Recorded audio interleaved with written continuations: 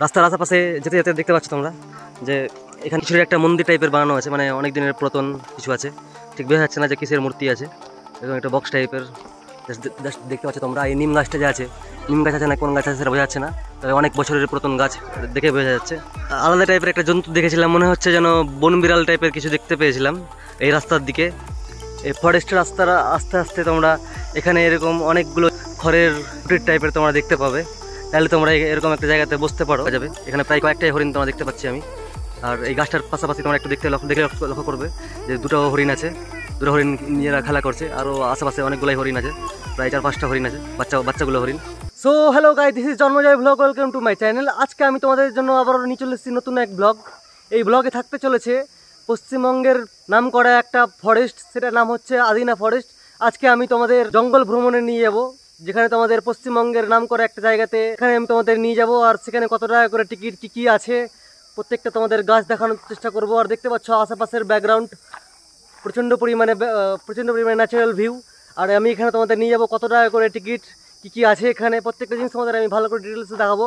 আর আমি একটা কথা বলি যে তোমাদের যদি কোনোরকম কোনো কোশ্চেন থাকে তাহলে অবশ্যই আমার ভিডিওতে কমেন্টস করবে। কমেন্টস করার সঙ্গে সঙ্গে তোমাদের যদি ইচ্ছা হয় আমার সঙ্গে পার্সোনালি কানেক্ট করার, তাহলে আমি আমার ইনস্টাগ্রামের লিঙ্ক দিয়ে দেবো, সেখানে তোমরা ফলো করে ডিএম করতে পারো। আর অবশ্যই তোমরা অনেক পরিমাণে আগেকার ভিডিওগুলোর মতোই লাইক কমেন্ট শেয়ার প্রচুর পরিমাণে করবে। তোমাদের জন্য আমি এত জঙ্গল ভ্রমণে বেরিয়েছি, দেখতে পাচ্ছ প্রচণ্ড পরিমাণে গরম। আর এই গরমে তোমাদের জন্য বেরিয়েছি, তাই প্রচুর পরিমাণে লাইক কমেন্ট শেয়ার করবে, প্রচণ্ড বন্ধুদের কাছে শেয়ার করবে, যাতে আমি আরও এক্সাইটেড হয়ে থাকি, যাতে আরও ভিডিও বানানোর একটা মোটিভ পাই। তাহলে আর বেশি দেরি না করে ভিডিওটা শুরু করা যাক। আর তোমরা দেখতে থাকো আমার সঙ্গে জঙ্গল ভ্রমণের অভিজ্ঞতা, পার্সোনাল এক্সপিরিয়েন্স জন্মজয় ব্লগের সঙ্গে।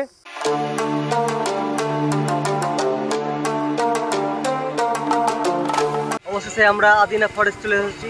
দেখতে পাচ্ছ প্রচণ্ড পরিমাণে এখানে মানুষের ভিড় করেছে। আর এখন যেহেতু ঈদের সময়, তো দেখতে পাচ্ছ প্রচুর পরিমাণে গরমের অবস্থা খুবই খারাপ। আর আমি পৌঁছে গেছি, আমার এখানে বাইক রেখে দিয়েছি, 20 টাকা করে চার্জ নিয়েছে। আর তোমরা যদি এখানে কমফোর্ট হও তাহলেই তোমাদের বাইক রাখবে, তাহলে রাখবে না। আর বাকি দেখতে পাচ্ছ প্রচণ্ড হারে ভিড়। আর এবার আমি যাই, কত টাকা করে টিকিট আছে তোমাদের বাকিটা আমি দেখাচ্ছি। এখানে যেরকম অনেকগুলো তোমরা খাওয়ার দাওয়ারের দোকান পেয়ে যাবে। আর ফরেস্টের আশেপাশে খাওয়া একটা মজা আলাদাই। এবার তোমরা চাইলে এখানে কিছু খাওয়ার দাওয়ারের জিনিস নিতে পারো। এটা হচ্ছে ফরেস্টের অফিসের গেট। এখানে চাইলে তোমরা মানে টিকিট তো কাটতেই হবে। এখানে যেরকম লেখা আছে এন্ট্রি ফি অ্যাবভ 10 ইয়ার্স 25, আর এন্ট্রি ফি ফ্রম 3 থেকে 10 বছরের মধ্যে যারা থাকবে ওরা 10 টাকা। এটা হচ্ছে আদিনা ডিয়ার পার্ক। দেখতে পাচ্ছ অনেক বড় সড়ো একটা মানে গেট আছে। এবার আমি টিকিটটা কেটে নিই 25 টাকা করে। তোমাদের আমি বলে দিই, এই আদিনা পার্কের কিন্তু নিয়ম হচ্ছে বৃহস্পতিবার কিন্তু বন্ধ, তোমরা ভুল করে বৃহস্পতিবার আসবে না। আর সময় সকাল 9টা থেকে বিকাল 4টা পর্যন্ত এই আদিনা পার্ক খোলা থাকে, তাই তোমরা একটু ভালো করে মাথায় অবশ্যই রাখবে। আমি টিকিট কেটে নিয়েছি দেখতে পাচ্ছ। আর টিকিট ছাড়া চেকিং করে নেওয়ার পরে এবার ভেতরে ঢুকছি একদম পার্কের মধ্যে।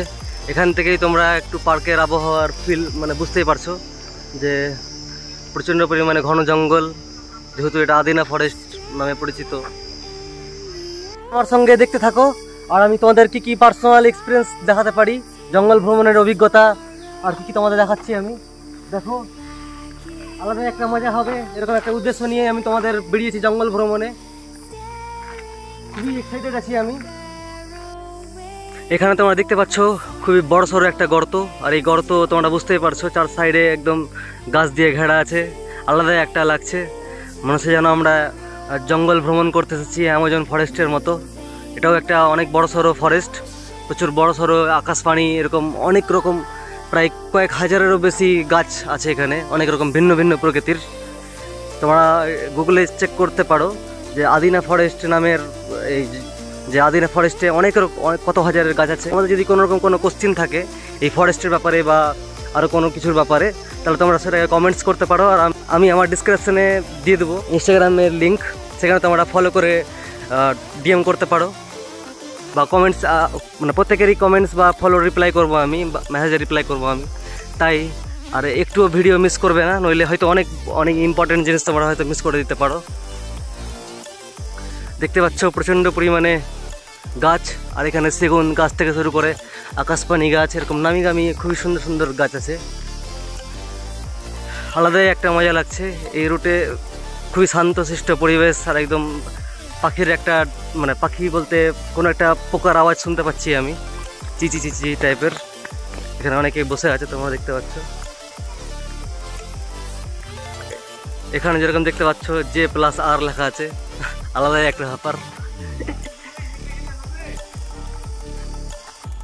এই ফরেস্টের রাস্তাটা আস্তে আস্তে তোমরা এখানে এরকম অনেকগুলো খড়ের কুটির টাইপের তোমরা দেখতে পাবে।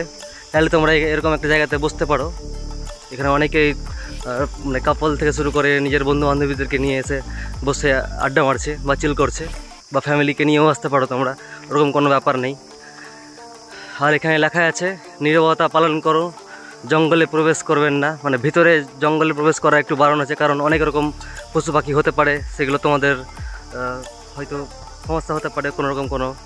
দেখতে পাচ্ছ যে প্রচণ্ড পরিমাণে ওইদিকে জঙ্গল দেখা যাচ্ছে। আমি একটু জুম করলে তোমরা দেখতে পাবে অনেক বড় সড়ো জঙ্গল, আর গাছগুলো প্রচুর পরিমাণে করছে।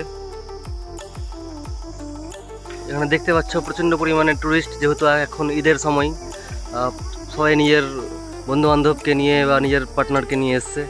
তাই যত পারো তাড়াতাড়ি তোমরাও আসো, আর কিছু রুলস রেগুলেশন ফলো করে তোমরা আসার চেষ্টা করবে এখানে। যেরকম অনেক রকম প্লাস্টিক জিনিস বা কোনো রকম কোনো পশু প্রাণীকে তোমরা আঘাত করার চেষ্টা করবে না, নইলে হয়তো অনেক বড় সড়ো প্রবলেমের মধ্যে তোমরা নিজেরাই পড়তে পারো।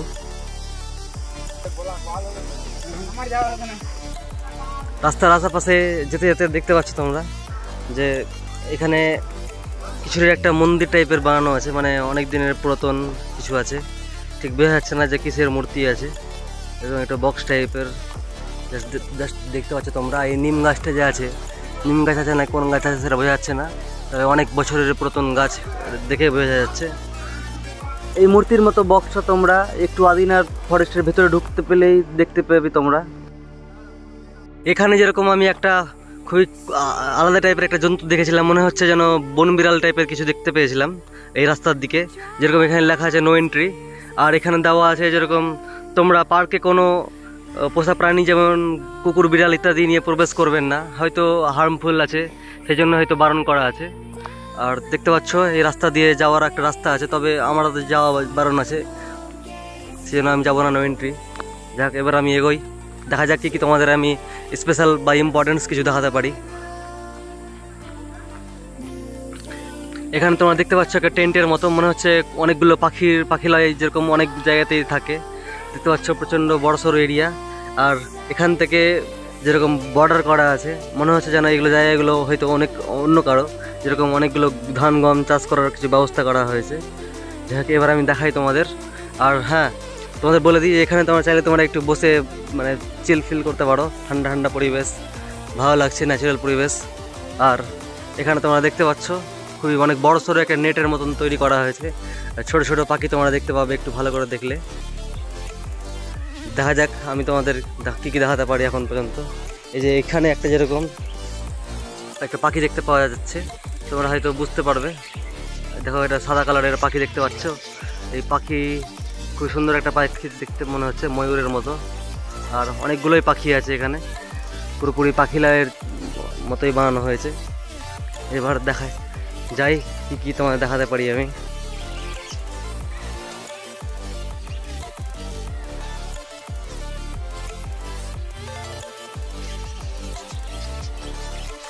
এখানে দেখতে পাচ্ছ তোমরা, খুব সুন্দরভাবে বোঝা যাচ্ছে, দেখা যাচ্ছে ময়ূরের মতো পাখিটা।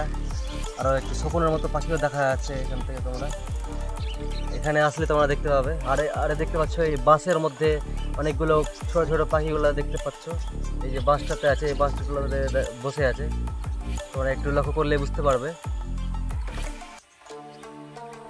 আর খুবই বড় সড়ো একটা টেন্ট টাইপের বানানো হয়েছে, আর দেখতে পাচ্ছ। আর চাইলে তোমরা এটা দিয়ে ওপরের দিকে যেতে পারবে, কী কী আছে সেটা জানার জন্য যেতে পারবে তোমরা, মানে আমি যাব না অবশ্য। এবার আমি যাই, দেখা যাক কী কী আছে সামনের দিকে আরও কোনো টেন্টের মধ্যে। এখানে যেরকম ছোটোখাটো একটা চিলড্রেন্স পার্ক আছে বাচ্চাদের জন্য খেলার জন্য, দেখতে পাচ্ছ প্রায় 4-5টা আছে। চাইলে তোমাদের বাচ্চাদের একটু এন্টারটেনমেন্ট করার জন্য এখানে এসে একটু ঢুকাতে পারো, যাতে ভালো ফিল করবে বাচ্চারা। আর এই গাছটা দেখে তোমরা বুঝতে পারছো অনেক বছরের এই গাছ আছে, অনেক বড় সড়ো একটা গাছ। আর এরকমই একটা আরও পাখিলয় আছে, দেখা যাক এতে আমি কি তোমাদের দেখাতে পারি। দেখে তো মনে হচ্ছে না যেন কিছু আছে, তবে এক্সপেকটেশন ছিল এতে কিছু পাখি হওয়ার কথা, তবে মনে তো হলো না, নেই। এটা রাস্তা দিয়ে যাওয়া এলাও নেই আমাদের, মানে যেহেতু নো এন্ট্রি করা আছে। আর পার্ক এখানে লেখা আছে যেরকম পার্কে কোনো বাদ্যযন্ত্র বা ভিডিও প্লেয়ার ইত্যাদি বাজাবেন না, মানে রুলস ভঙ্গন করা, যেরকম পাখিদের ডিস্টার্ব হবে এরকম কিছু।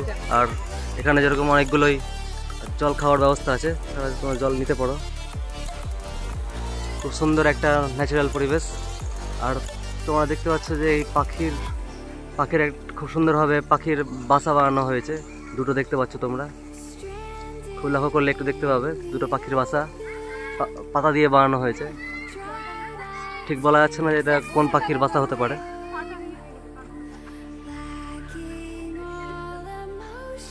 এগুলো ঘুরতে ঘুরতে তোমাদের যদি মন একটু খারাপ হয়ে যায় বা বসতে ইচ্ছা হয়, তাহলে তোমরা এরকম টাইপের কুটিরে বসতে পারো।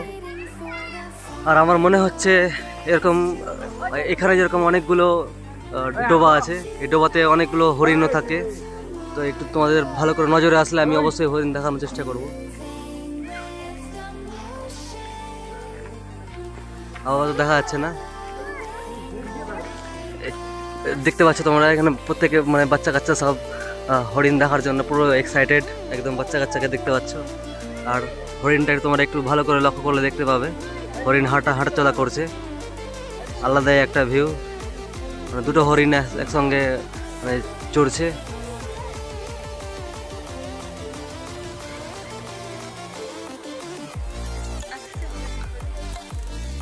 কথা বলবি না?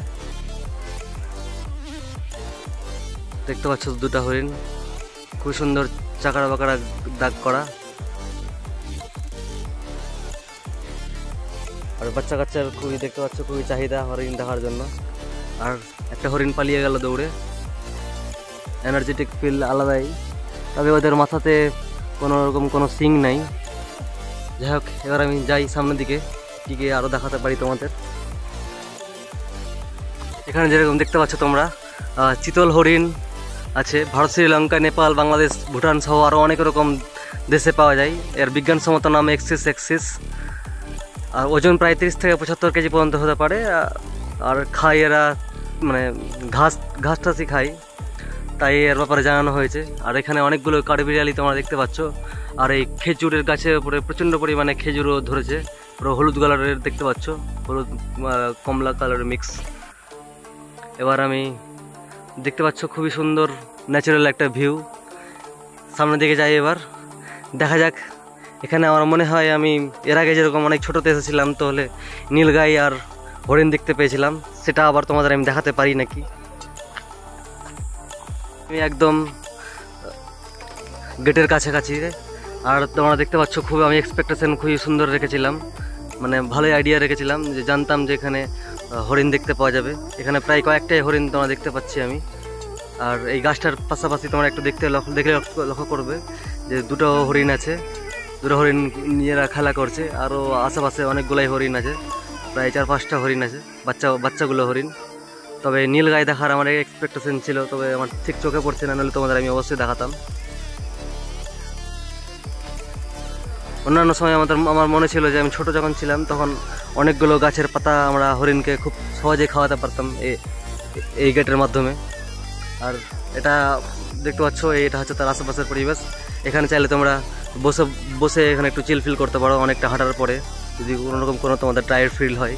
আর দেখতে পাচ্ছ অনেক পুরাতন বেল গাছও আছে এখানে, গাছে অনেকগুলো পাখির বাসাও আছে। আর এটার উপরেও অনেকগুলো পাখির বাসা আছে। এখানকার মানে এই গরমে একটু ট্রাভেলিং করার আলাদাই মজা আছে। হ্যাঁ, আমি ঠিক বলেছিলাম যে এখানে নীলগাই দেখার একটা এক্সপেকটেশন ছিল। তোমরা দেখতে একটু লক্ষ্য করলে দেখতে পাবে নীলগাই দেখতে পাচ্ছি খুব সুন্দরভাবে। আর একটা হাঁসও আছে, 1-2টা ওখানে। নীলগাই খুবই পপুলার একটা আমাদের মালদা ডিস্ট্রিক্টের নাম করা প্রাণী বলতে পারো, তবে অত জুম করলেও ঠিক বোঝা যাচ্ছে না। তোমরা নীলগাই বলে সার্চ করবে গুগলে, দেখতে পাবে মালদার বিখ্যাত নীলগাই নামে পরিচিত। যাই হোক, এখান থেকে এখানে চাইলে তোমরা একটু বসে চিল ফিল করতে পারো।